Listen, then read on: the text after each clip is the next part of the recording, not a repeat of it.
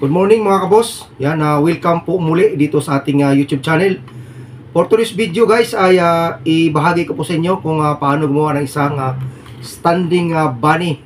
So bagay na bagay ito guys para po sa darating na Easter Sunday mga kabos. So panibagong araw, panibagong video po tayo ngayon guys. At sana guys ay samahan nyo ako mula umpisa hanggang dulo ng ating video ito. So araw po ngayon ng Biyernes guys. Friday is good and weekend na naman, so kabilis po talaga ng panahon. So gagamit po tayo guys dito ng 5 to 6 na 260Q na long balloon. So ang ating gagamitin guys para po sa kanyang katawan ay violet.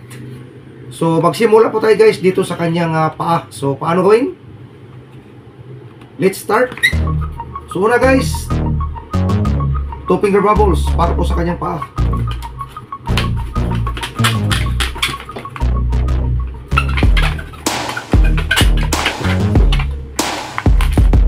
So pasensya na kayo guys, ngayon lang ulit tayo nakapag-upload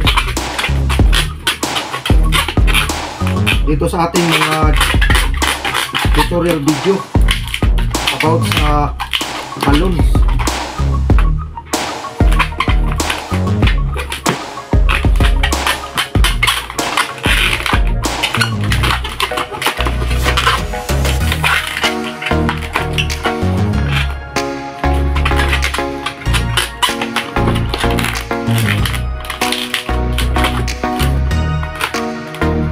Ayan guys, yung kanyang magiging paa.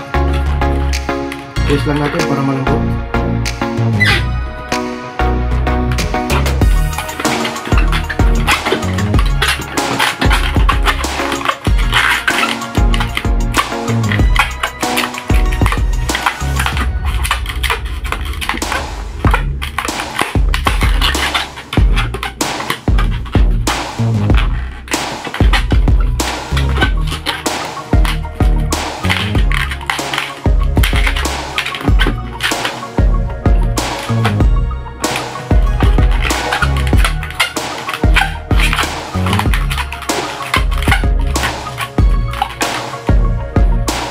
Sunod guys, 4 finger bubble.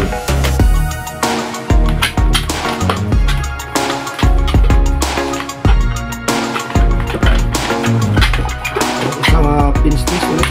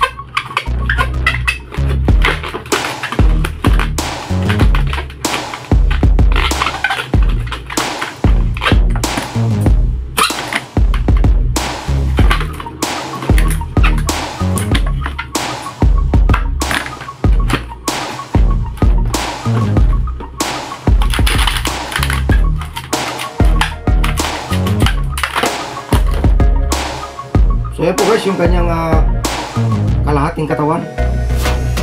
So bali gumawa ng kanina ng kalahati. So meron tayong isang buong katawan. So sunod guys, itong dalawa na ginawa natin pin twist, pagsamahin natin to. So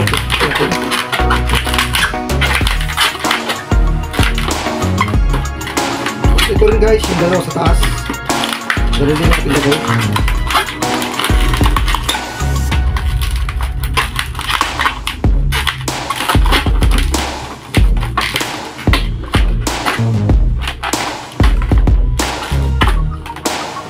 So yan po guys, yung katawan po ng ating body standing.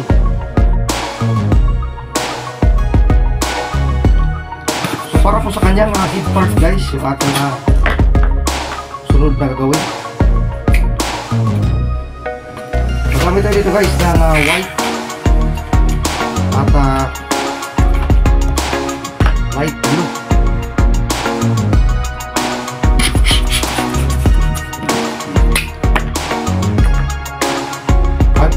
fingers yung pinakadulo.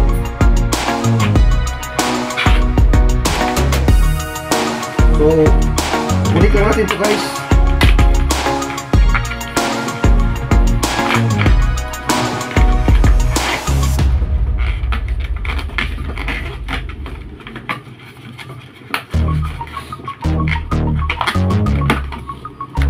At meron tayong ginawa kanina na isang maliit para po sa kanyang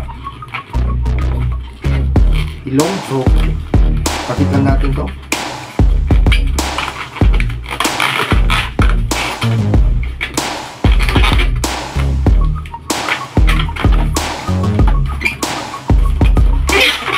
So next, dito pa tayo sa kulay light blue 3-finger bubble.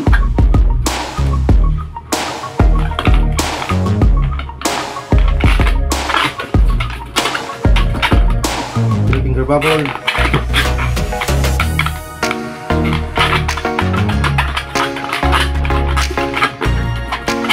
Sunod na natin ito guys.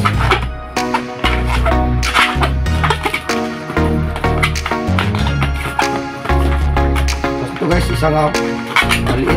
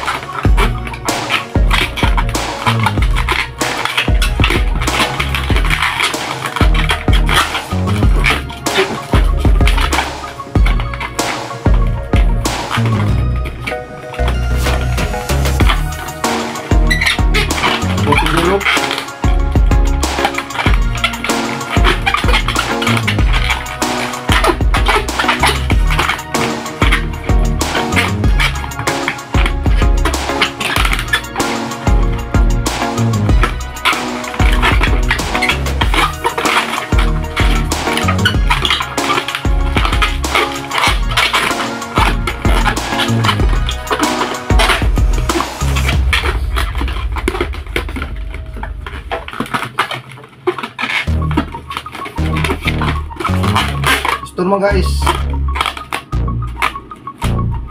4-finger loop.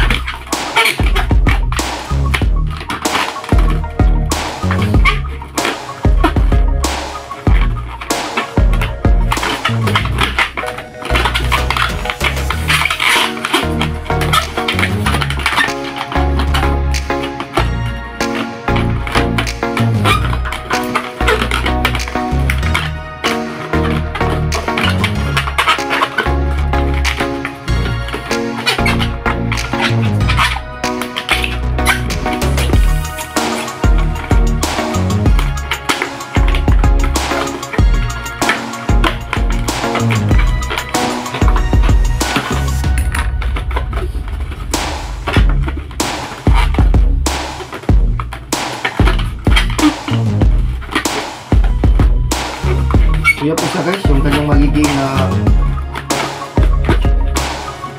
mukha. So next guys, 2-finger or 3-finger bubble.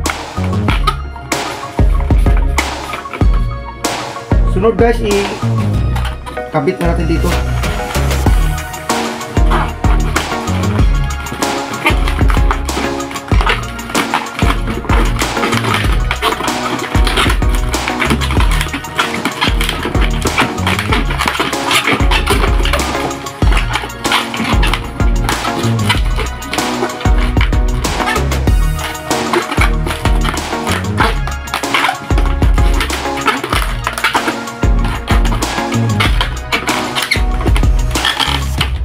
Kahit dito sa baba.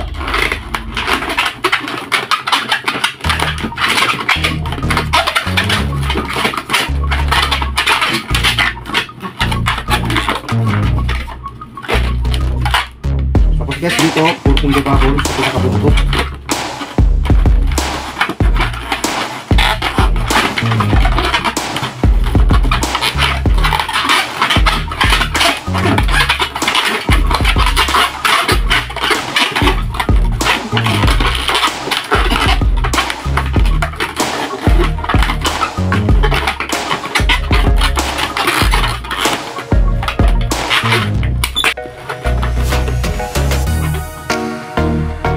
Guys is yung dito sa kanyang ulo.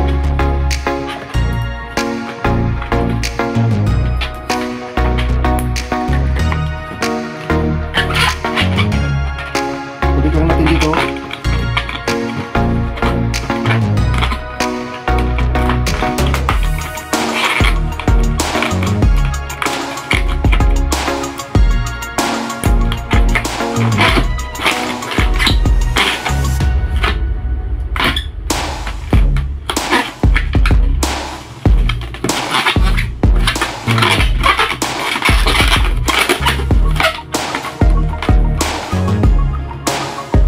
Kulit natin dito guys.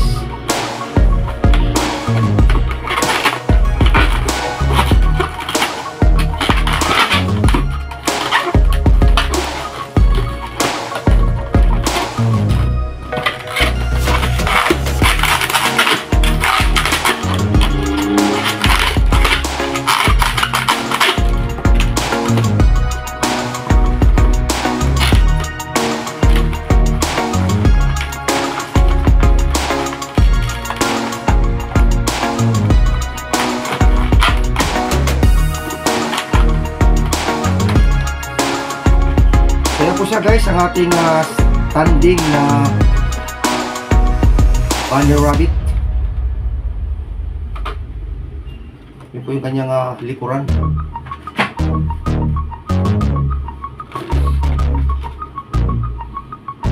Susunod guys, maglalagay tayo ng markings para po sa kanyang mata.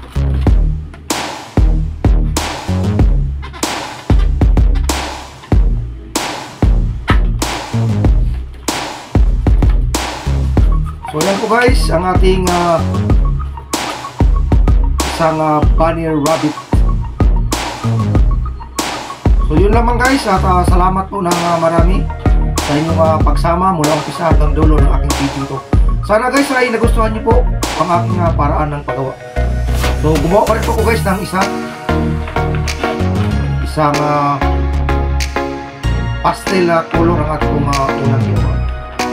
So that's it guys, thank you for watching and see you on my next video.